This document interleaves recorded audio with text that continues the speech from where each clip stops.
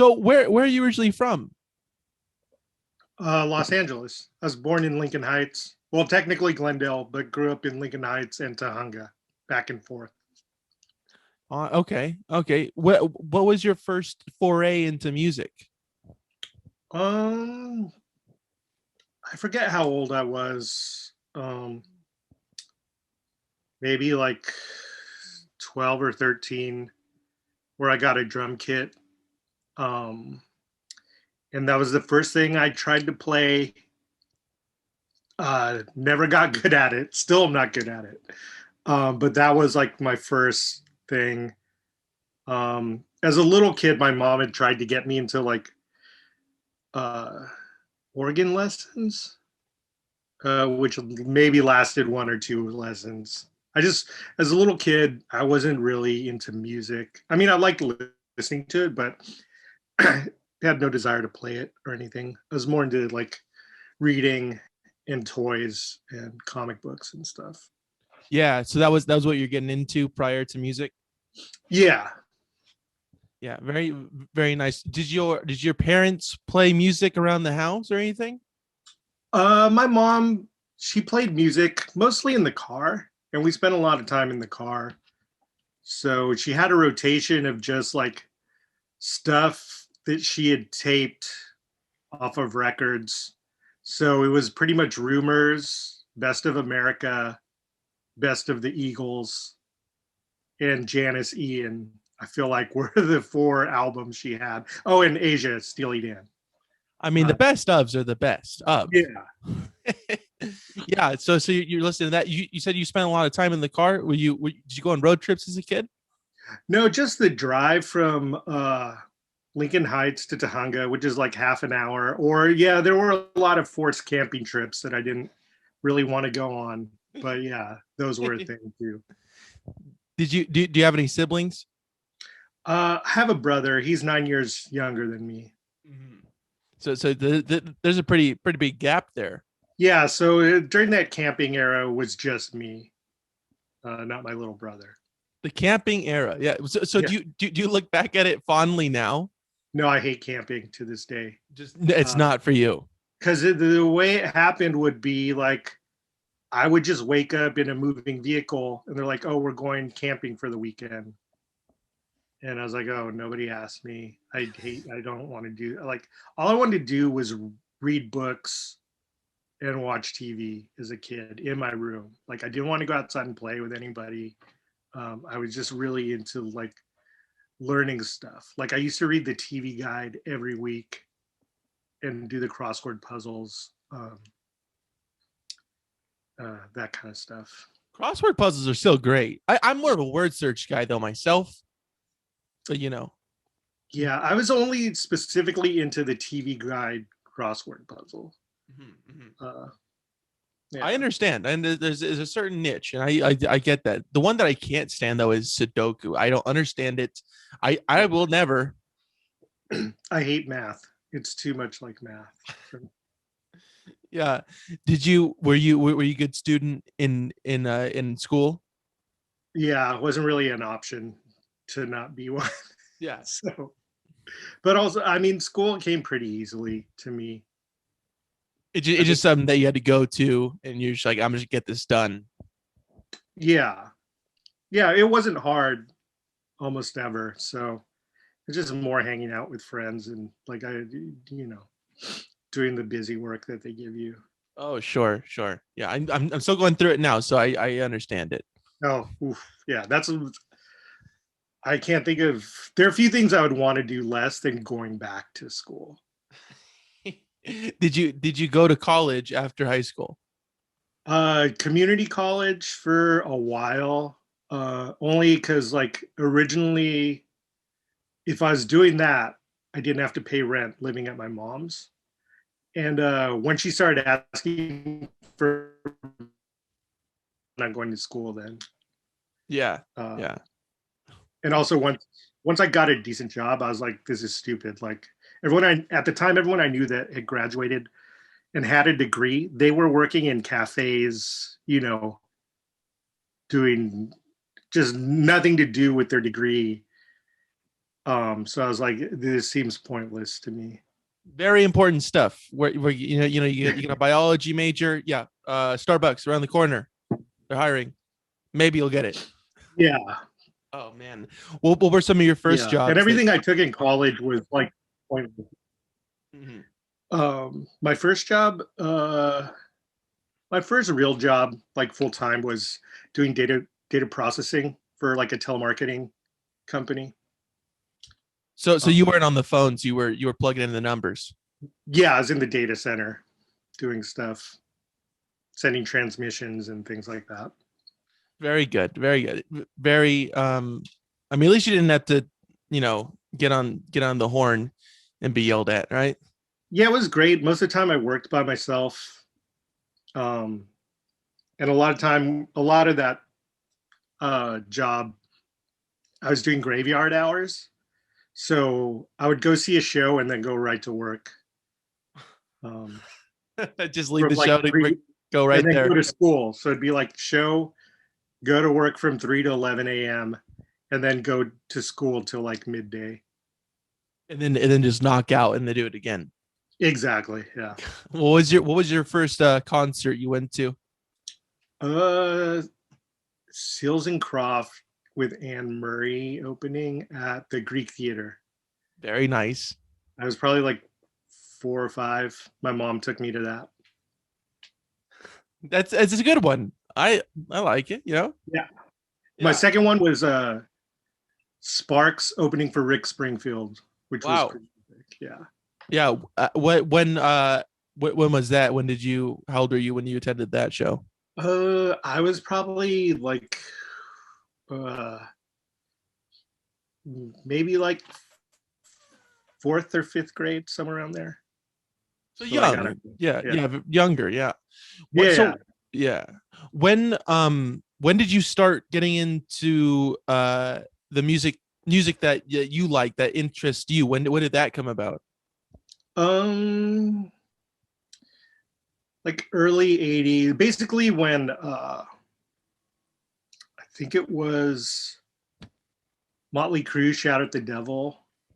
And when I first heard metal from that era is when I started getting into my own kind of music, like besides, a song here or there from the radio. So we're talking about like Cinderella and stuff like that. Yeah. No, before that. Before So that. it was Motley Crue, Iron Maiden, Dio, Judas Priest. Um, and then once Master of Puppets came out, uh, then I got really into thrash metal and punk rock. And then that went on to breed another interest. Yeah. Outside of Yeah, the yeah. metal genre. Yeah. What were some of the shows you attended, if any, when you're Um, seeing them? the first metal show I got to see was Anthrax opening for Kiss, and back then it was like kind of like thrash. Anything fast was good, and everything else sucked, basically. So we didn't even stay to watch Kiss. Like me and my friends, we saw Anthrax and took off. Because now I wish I would have stayed for Kiss, but back then it was just like a different time. Uh, Yeah. no poser stuff, no glam stuff. Yeah. And I'm sure your mom loved that you were listening to that kind of stuff. Yes. It took a lot of teeth pulling just to go to that one show. Oh my gosh. Yeah. I can imagine. It's a different avenue that you're going down that she was on at the time. Yeah, well, also because my mom grew up, in like hippie 70s, 60s, 70s. So she just thought I would get into drugs like she did, basically, which I didn't care about any of that stuff. I just wanted to see music. Did you smoke pot when you were a kid going to these shows and whatnot? No, Never. I've never been a regular pot smoker. And yeah, I didn't even start drinking till like early 20s. Like I turned 21 and still wasn't really drinking. Wow. Yeah. So you really stayed away from it. Yeah, it was just like I was just such a nerd about other stuff, and then like also going to like the few times I'd go to punk rock parties or just be around drunk punks, I was like, this is idiotic. Like this is not for me. I don't want to act this way. Yeah. Yeah, definitely. So when did you start playing music? When did that become the motion Um, of what you were into? well, like the later years of high school, I would just play like cover songs with my friends, but I didn't start getting in bands till I think 23 ish, somewhere around there. Um, Drinking maybe, days, right when you started drinking, yeah. yeah, yeah. um, yeah, so, um, yeah, this band, the Uphill Gardeners, that was the first serious band I was in. And that was the first tour I went on was with that band. Yeah, Was it it like lasted. a local tour thing or like a No, big we one? actually, our first show, we drove from here to uh, Oberlin College, out in Ohio. Whoa, that is a far drive. Yeah. How long did I that mean, take? it took, I think we broke it down into like 2 days. Shit. Yeah. Maybe three. I don't remember exactly. It was a long time ago. That was like 97 when I And, did it, that. and then you got there, and how did the show go? It was good. I mean, the whole tour was fun. Like, it was opening for this band, the Geraldine Fibbers, who I really loved. They were like one of my favorite bands. And Nels Klein was the guitar player in that band, and I was already friends with him. So yeah, it was just cool to I bought because we were all too young to rent a car, so I bought a like an Aerostar just so we could do the tour. Um, yeah, I used one. So you started in Ohio. Then what was the route after that? Where was the pit stops? Uh, we went to like Detroit and I was it Iowa, maybe Idaho. It ended in Denver. Okay, so you loop back around, kind of. Yeah, yeah. And then from Denver, we came home. Wow. Yeah. Was that exciting? We're like, oh my gosh, I'm doing this. This is great. Yeah, yeah. It was fun. Like it was just crazy. Like we had no idea what we were doing. Like luckily, the label we were on gave us like some tour money. Uh, which was it was like $500, but that was like such a huge deal for us to have like that money. And then when we got to the shows, like when we started getting paid, because we never even asked about that. We were just like, yeah, we'll do it. And luckily, Geraldine Fibbers paid us like pretty well for being a totally unknown band that they just brought on tour because they liked our music. So yeah, we were just like surprised by it wasn't a financial strain. Wow. Also because I had a full-time job, so this was just vacation for me. And were you still doing the data thing at the telemarketing place? Yeah, yeah, I was still doing that stuff. And how long was this duration of this first tour? I think it was like maybe 2 weeks ish, something like that. And you got paid from the actual shows as well? Yeah, yeah, we had like a tiny guarantee, but it meant we got paid every night. So Man, that's good. You're not yeah, even so you broke above even. yeah, You yeah, profited. yeah. I, Yeah. I think we came back with money. Oh, that's always nice, right? Yeah, yeah. So then did that kind of cement the seed of like, oh man, I really like playing music. I want to do this more often? Uh, I wouldn't say that. It was like, yeah, yeah, music a lot. The band broke up like pretty much after we got back from tour. Um, but I joined a bunch of bands immediately after that, like three bands. So yeah, I At the guess same time? Is it yeah, they were pretty much all like in the same time span, give or take like a year. Um, and it was touring is what I was unsure about. Right. Like when one of the bands I joined was this band, the Four Carnation, and we were on Touch and Go and did a record. And that band did a couple tours, but when we did the support tour for the album, which was a solid month, I was still in the mindset. It was like, okay, I'm gonna do this tour and that's it. Like, um, I will have done this, and there wasn't like a desire where I need to do this more. I was just into playing music. Yeah, whether it be for somebody or for yourself, it's like I just like doing this. Yeah, exactly. Gotcha. So you're in all these different bands, right? And you're still keeping the same data entry job.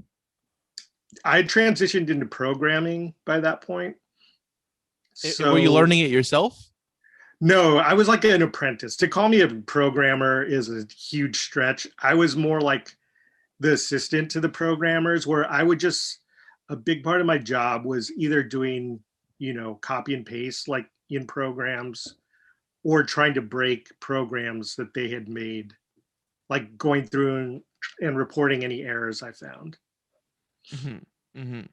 And there was a I guess a journeyman at if that fits the description of the guy that you're working under to learn all this. No, it was just I was in the MIS department, so I would just, whatever programmer needed help, I would just help them. Oh, you bounce it around. Yeah. Gotcha.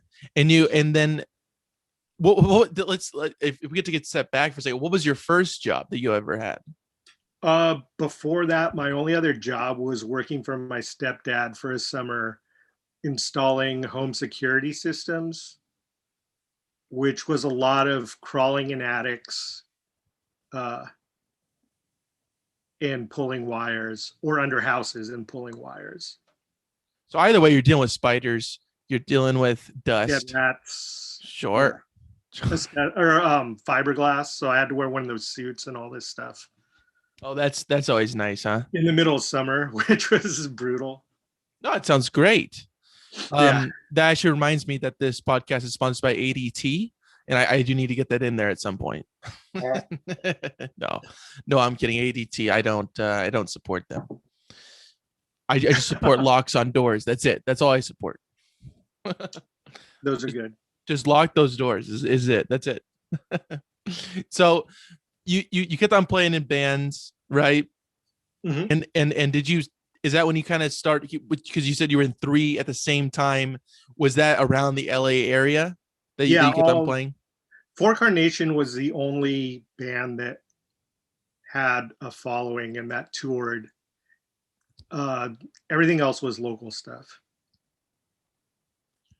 And how long were you doing these just kind of local gigs? Right up until Best Coast stuff, pretty much, with different people, different bands. Yeah. So like, I don't know, from whatever late 90s till 2009, basically. It's it's a decent chunk of time right there. Yeah. So Best Coast started in 2009. Yes. Yeah. And how did you and Bethany meet? Through the smell scene. There's a band called Mika Miko that we are both friends with, so we met through them, and we would just be at a lot of the same shows. And then later, there was a label I was doing stuff for, and Beth ended up doing stuff with that label, and that was the first time we did music stuff. And we realized we had a lot of common likes with regards to the stuff we were into. Mm-hmm. So when she decided to start Best Coast, she asked me if I'd be interested in recording her songs and playing on them, and that's how it happened. And it was just originally just you two as a duo, yes? Yeah, it's still us as a duo as far as recording and writing. Live, we're like 5 piece now, I think. Wow. Wow. Yeah. And then in the beginning, you guys are just doing a drum loop in the back, yeah? I had the tracks on mini disc, and then we'd both play guitar and Beth would sing. Yeah. And how long did that uh incarnation go for?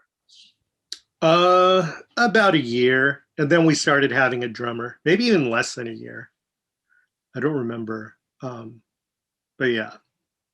And again, that was just initially just around the LA circuit, playing different places. Yeah, LA and San Diego. We did a lot of shows in San Diego because the label that put out our first 7-inch was based out of there. So they would get us shows down there.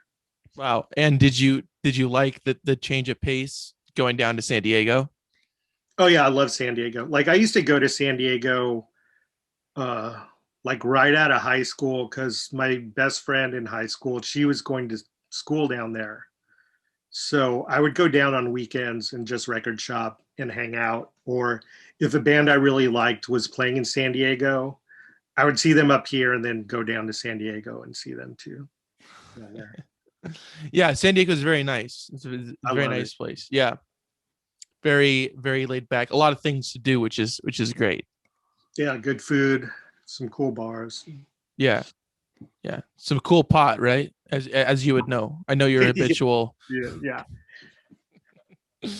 So you went down to San Diego and LA. That's where you guys were mostly playing in the beginning, yeah? Yeah. And then when did the first tour happen? How long after the beginning of the band did you shift over to doing touring? Fairly early, like before we had recorded our first album, we had done 2 tours. One that was just West Coast, opening for Vivian Girls, and then we did like a couple weeks of East Coast shows, just headlining. And that brought you back, huh? Because you're like, oh my gosh, this is where I belong. Ohio, over there, yeah. I love Ohio. I looked into buying a house out there not too long ago. Are you gonna make the move from LA, you think? It wouldn't be if I could have like a seasonal home out there, I would do that. I don't do well with snow, so or like harsh winters. I'm not into that. Yeah. So that initial first tour, not on the West Coast, that was the first time you had gotten over there touring wise since your previous band? Since like 2000. Yeah. And this was 2010, 2009, 2010? Yeah, around then. Wow. Yeah. So were you ready to get back into it? You're like, all right, I know the deal. $500 advancement. Actually, I had done a couple, maybe 2 tours with this singer that I still play with, Ahmad Wasif. I think we did 2 like almost full US tours. Just all around. Yeah. We definitely did a month-long US tour. I remember that. Oh boy. And yeah, some other ones. That's a good chunk of time. And you guys didn't camp at all, not once ever. No camp. No. I don't even know the last time I went camping. And it's not going to be soon, is it? No, it's disgusting. So you had done some other touring around the country prior to this Best Coast tour, and how was that? And were you just doing the duo at that time for Best Coast while you were doing that tour? No, those were 3-piece. Mm-hmm. Oh wait, the ones with the mod? No. Well, actually, you know what? Yeah, the mod stuff was before Best Coast. Yeah. I was referring to the Best Coast, but I was interested in that as well. Were you touring with a whole full band for that? The mod was a 3-piece, so I was playing bass, and then Ahmad's guitar vocals, and then we had this guy Adam was on drums. Very nice. And then for the Best Coast tour, it was also a 3-piece at that point. Yeah, Wait, and it, yeah, Allie from Vivian Girls was our drummer on, she did double duty on that Vivian Girls tour, and then she did that East Coast tour with us, and then eventually just became our full-time drummer. sheesh, I can only imagine back to back. It's like, all right, thank you. And then she's like, I'm staying up here. I don't know where you guys are going, but I'm just gonna Yeah. yeah. So so you were you are would you say that you're well versed in playing bass as well? To guitar? Bass is actually the instrument I feel the most comfortable on. Really? Wow. Yeah. Why do you feel that way? Or if you could elaborate on that. There's 2 less strings, and It's a good point. Don't have to play any chords or anything. Like, I only know power chords. I tried to explain, like, my guitar ability and knowledge is so limited. Like, I can pretty much only play Best Coast songs, or songs where I've written my parts. I've throughout my whole music process, there wasn't a large portion of it spent learning other people's songs, outside of like the teenage covers times, and during that time I was playing drums still. And you're not doing any covers. There's no fucking way. You're out of your mind if you're asking Best Coast to do a cover. It ain't happening. We can do it now because there's our second guitar player is extremely good, so he does all the hard stuff, and I just do what I can, basically. Good. No. Let the other people do. Just hang out. That's what I would do too. Just, hey, you got it. Go ahead. I'm here, but you're gonna do it. You're driving the ship. I'm just a skipper. Yeah. So you were out there on the East Coast. How did they receive you over there? It was pretty much from the onset of Best Coast playing live. It was always great response. No matter where you were. Yeah. Like, I'd say 95% of the time. That's pretty high. That's a pretty high acceptance rate. Yeah. If you will. Yeah. That's good though. When we're headlining. If we're opening, that's a different story sometimes. But yeah. Now, where does the name Best Coast come from? If you could tell us. Beth mentioned it to me, and it had previously entered my mind, but I thought maybe it was too like, we didn't want to be like, have it come off as arrogant, like, oh, this is the Best Coast. It was just like, West Coast, Best Coast is just such a thing. Like, even though there's places I like everywhere, it wasn't like us saying this is the best. It was just like a cool name, and also Beth's initials are BC, so they're just all, and the fact that we both thought of it separately, and then it was just that's how it came together. It evolved from there, yeah. And then your next project will be called Ohio is the Best. Period. There'll be no more projects. Seasonally, by the way. May I remind you? So this is it. This is the last musical endeavor you'll be contributing in. This is all I want to do. Like, I like playing with other people. I still do that. Like, but yeah, Best Coast is my focus, and I don't know. Yeah. I love touring, and I like, there's this band Nothing, and all guitar tech for them when I can, just because they're my friends, and it's just a fun time with them. But yeah, I don't know. Yeah. I love music, and it is my life to an extent, but at the same time, like, there's not this drive for me to like keep it going, or make it my life's work, Mhm. you know. Gotcha. Gotcha. Now, is there any like landmark uh points within the band that you like look at and it's like, wow, that was like a major achievement? I mean, there's so much, like just that first East Coast tour, like we only had like 2 7 inches out, and we're doing like these shows that were like pretty well attended, um, in big cities out there, and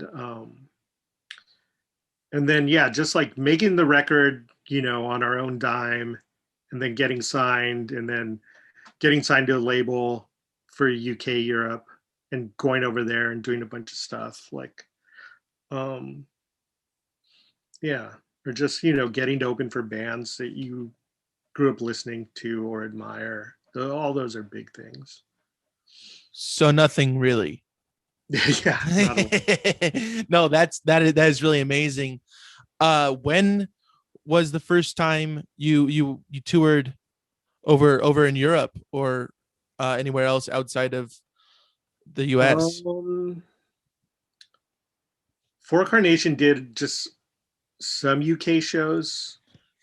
See, Bob, I knew that there was something else, and I knew that you were hiding something from me, and I was waiting for it because you said that you only did that one tour, and now we're finding out a lot of more other tours happened. No, I mean that we did. That was our one long tour, um, and the those UK dates happened before that. Mhm. Um, like I think we did those even before. Oh no, the record was out, but it had like not been out very long. And that was only, we did 2 UK shows and then the first All Tomorrow's Parties. Um, and yeah, so the first time I actually toured and went to other countries besides England was with Best Coast. And how did those shows go? Like, and had you ever had any experience going to other countries outside of touring? Those shows were all great. Not a ton. I went to Japan. I went to Tokyo once just for fun, and same with where else? UK, and then Mexico when I was a kid. And that's where you camped, yes? Like that's where you No, woke up. luckily I did not camp in Mexico. I mean, that's that. So you did have some prior traveling experience, not under the wing of a tour. Yeah. Mhm. And is there a country that you thought like wouldn't have a great attendance or wouldn't really resonate, your music wouldn't resonate with them, and then you were pleasantly surprised that it did and they knew who you were? I mean,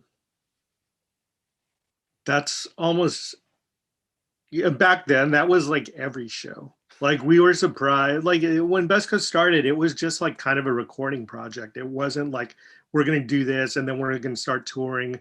It wasn't even like we're gonna play shows. That was a question that came after we had just recorded stuff. Mhm. And it was just a conversation we had where it's like, oh, would you ever be into playing a show? It wasn't like, um Let's set out and do this huge thing. yeah. Gotcha. Gotcha. Now, when you guys had time off, like a day off of playing when you were on tour, what would you guys do? What do you guys normally do when you guys have these days off? um I don't know, everyone does different stuff. I like just staying in my room. um uh yeah, that's most of the time that's what I do. Like I'll go get some food and come back to my room and hang out there, Mhm. unless it's like someplace like, you know, and there's a couple other cities, but Hey, a I'm lot of I'm times I'm I'm just happy. And also it's like you're tired, and you just want to watch movies for a whole day. I'm so sorry, Bob. You're the connection like kind of lagged out there for that. Did you say Tokyo? Did you say you like going to Yeah, yeah, Tokyo? Oh, okay, yeah. gotcha. Tokyo. I'm going to Disneyland and stuff like that. So you're out and about there. You're that's yeah. Yeah, Hmm. Is that one of your favorite places to go? yeah, absolutely, yeah. Hmm. And The favorite, I would say. hands down, Yeah. Ohio, San Diego, Tokyo. I love Australia too. Really? Yeah. Is there? Do you have any fond memories of doing stuff in Australia? Yeah, we went to a couple zoos, so just like getting to touch a koala or hanging out with kangaroos and stuff like that is cool. And the huge spiders and the deadly snakes, right? Still never seen either of those. Really? Yeah. Wow. Because I always thought that like they're out there, but I didn't think you had to go and search for them. I think they would just be out and about. But you know, that I shows think you how it much I depends know. on the weather right now. There's a big spider thing happening, I think. Because is it winter over there right now? Yes, or is it summer? They're like the opposite of us, so Yeah, I'm not sure. yeah. But we're in like spring or whatever you'd call it, Yeah. made up seasons. I But guess it's they're kind of there too. yeah, yeah. So how many times have you gone to Australia? Um, I don't even know at this point because the first label we actually signed to was an Australian label, just for Australia. So we got a lot of shows down there. So um, we pretty much the first couple records we did tours there, and then couple, the last not this current record we have, but the one before, we only did some festival things and a couple club shows. Mm-hmm. Mm. So it was just San Diego and Australia, right? Like those were the two. We haven't played San Diego in a while, unfortunately. Well, we were going to, and then our tour got canceled because of coronavirus. So, Mm-hmm. Mm-hmm. Yeah, but you'll make it back down there, right? oh yeah. Yeah. So, is there some certain shows that really stand out to you that you've played and you're like, oh my gosh, this is an amazing show? Um, yeah, we've had some really amazing ones in Dallas. Like our fan base there has just been like the most supportive and was immediate. Like we had a big fan base there, more so than a lot of other cities in the U.S. And so anytime we play Granada Theater down there is like always a favorite show of mine. I mean, getting to do Metallica's festival and playing on their main stage the same day as them was awesome. And touring with Paramore that's the best support tour we've ever done. The most fun. And I don't know, making a record with John Bryan will always be a highlight. Yeah, I don't know. There's a lot of stuff. We're really fortunate. So again, really nothing to write home about, right? Yeah, it's all the same every day. I mean that is very impressive. You guys got a huge, um, you know, just history of big stuff. Did you Was there a specific turning point that you noticed, like, oh my gosh, we're getting a lot of recognition for our Um, music? yeah, I guess the first year we did South by Southwest, we did. I don't I'm so know, sorry, 11 Bob. or 13 shows or something in Oh like wow. 3 days. Okay. You kind of lagged out there. What did you say before the 11? to 13? Oh, that was all at South by Southwest. The first Wow. time we went down there. And then once the first album came out, and it debuted in top 40, which blew our minds, and got was universally praised pretty much. Yeah, Yeah, I would say that's a pretty big, a pretty big, like, oh my gosh, kind of moment. yeah, Yeah. So, so you played on the Late Late Show with James Corden, yes? yes, we did. Yeah. How was that? That was great. That's one of the nicest of the TV shows for sure. He was really nice, and the green room for the bands was super nice, and just if some of those TV shows can be really stressful, and that one was like did not feel that way. And how was playing Letterman? Those are stressful. What was the key difference? What made it so stressful for Letterman?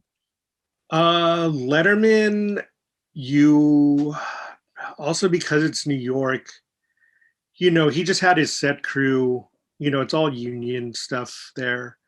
And just the rush between when he goes to commercial and you having to set up everything is incredibly stressful. And also, I think the first time we did Letterman, I had to be there to load in and sound check at some insane, like maybe 4 a.m. Like, because on a Monday they tape 2 episodes, so they have Friday off. So for our episode, I had to go there very early to check everything and set up the gear, and then I went back to sleep after that. Like, luckily our hotel was, you know, 2 blocks or something like that. And Letterman couldn't get Paul Schaefer couldn't help you out at all. He wasn't around for like, his stuff just lives there, so he didn't have to do anything. But yeah, the crew guys were a lot of stodgy old timers, who that show's been on forever, so they've seen it all. And yeah. Was it? Did you feel a warm reception from the audience after you played? Yeah. And Letterman was nice. It's just the setup and transitions that are stressful. I mean, he was really fascinating with the cat. Yeah, he did like seeing snacks on the cover. Yeah, he was just the sound by that. Yeah.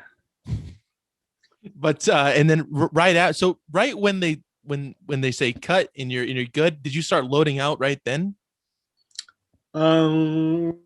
I don't remember, honestly. I think so. I don't know. I think it was pretty quick. Because they had to get set up for the second taping. Shit.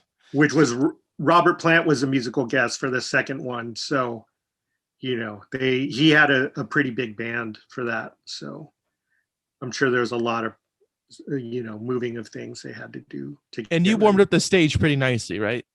Yeah, for Robert Plant. For Robert, yeah. All right. Well, unfortunately, I didn't get to see or meet Robert Plant, but it was cool seeing their gear set up there. Yeah. Did you just fly over there for that one for the taping? We might have been there doing press promo stuff for the album.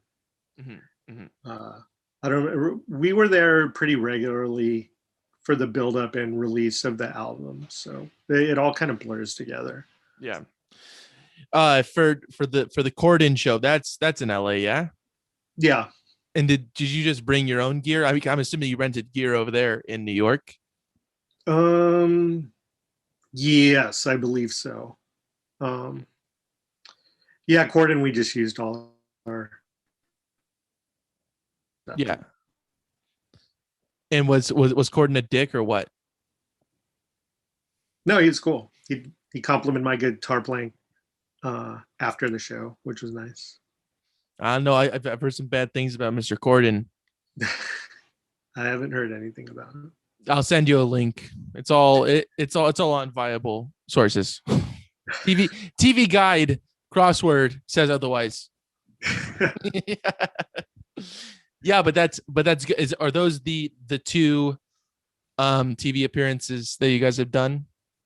No, we did Conan a couple times. Oh, That's the best. multiple times, huh? Yeah, that's the best of the best. Um, we did Fallon pre Tonight Show when it was late night or whatever, Yeah. and we did Kimmel last year, but it didn't air because of the pandemic. And then we taped something that aired for them this year. Wow. So were you able to watch? Well, first of all, how was the Conan the Conan performances? How did those go? Well, Those are great. Conan is the nicest guy. He will just come and hang out after the show and is super friendly. The backstage area is great. Um, and everyone that works there is super nice. And um, getting your stuff set up is very easy. Um, yeah, it's. I wish they were still doing musical performances on Conan. yeah, and especially because you don't have Robert Plant and Paul Schaefer breathing down your neck to get your shit in there. Yeah. Uh, Paul was nice. He knew one of Beth's relatives, so they talked about that afterwards. Well, that's nice of Paul Schaefer. Yeah. So, who would you say was the best performance, what was the best performance that you did on all these late night programs? I don't know. There, it's it's just like playing a show, you know. It's like you're just happy that it's done afterwards, and that Yeah. you didn't mess up, or you didn't mess up too bad. Yeah. Do you watch these when they air as well? Eventually. Yeah. I mean that must be a rush though. To be, I was like, wow, that's fucking me and Paul Schaefer's over there or whatever. Yeah, no, it's crazy. Like, James Corden. to especially now that Letterman is not a show anymore, and that was something I grew up watching as a kid. When it was late night, I thought he was really funny, and same with Conan. So it's really cool. I mean, especially when you never even remotely ever thought those kinds of things would happen. Yeah, I can imagine, that it's insane. I noticed that you didn't say anything about Fallon, and I appreciate that. I don't know how how he is.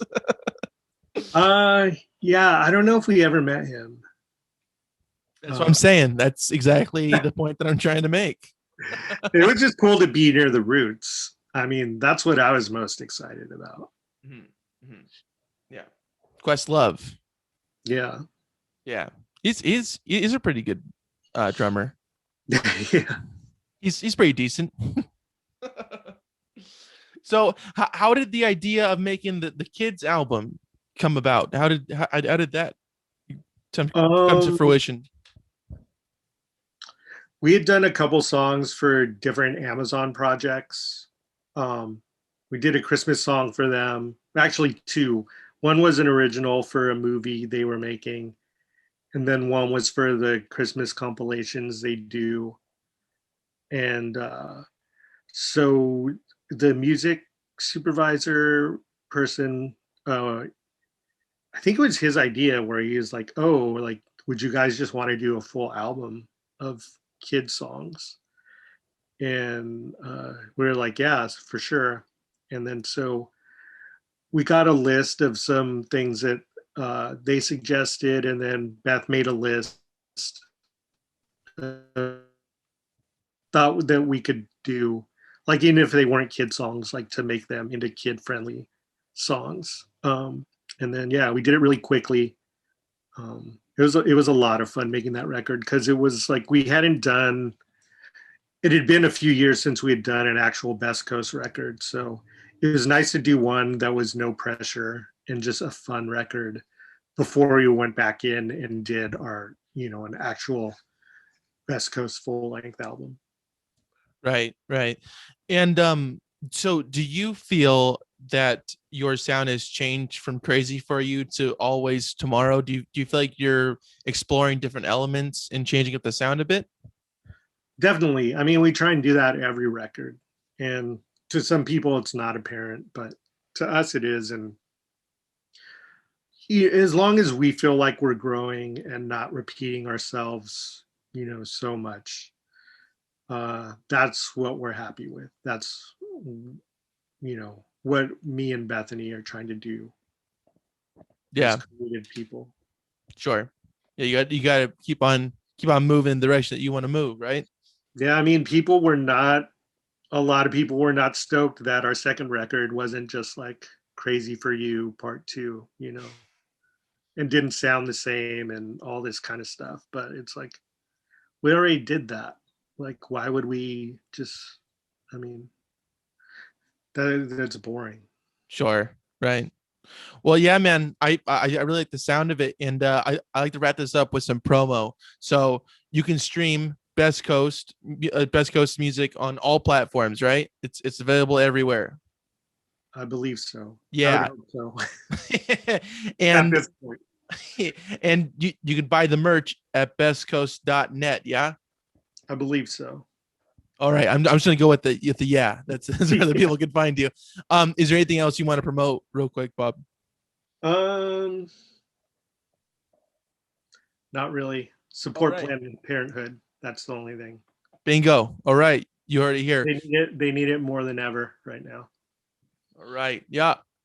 And that's it. That's it. All right. Cool.